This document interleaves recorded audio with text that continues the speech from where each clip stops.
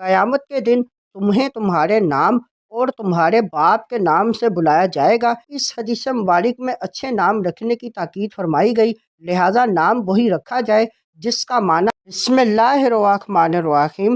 آج کی حدیث مبارک، نام اچھا رکھنا چاہیے۔ سنن ابی داؤد حدیث نمبر 4948، مسند احمد حدیث نمبر 21693۔ حضرت ابو درداء عویمر بن عامر رضی اللہ تعالیٰ عنہ سے روایت ہے کہ سیدنا رسول اللہ صلی اللہ علیہ وآلہ وسلم نے فرمایا، قیامت کے دن تمہیں تمہارے نام اور تمہارے باپ کے نام سے بلایا جائے گا، لہٰذا اپنے یعنی بچوں کے نام اچھے رکھا کرو۔ اس حدیث مبارک میں اچھے نام رکھنے کی تاکید فرمائی گئی، لہٰذا نام وہی رکھا جائے جس کا معنی صحیح ہو اور اہل اسلام میں وہ نام متعارف ہو۔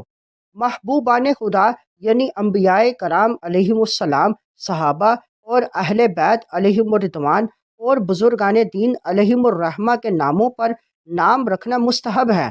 ان ناموں کی برکتیں عمر بھر نصیب رہتی ہیں اور روز حشر بھی ان ناموں سے پکارا جانا ایک اعزاز ہوگا۔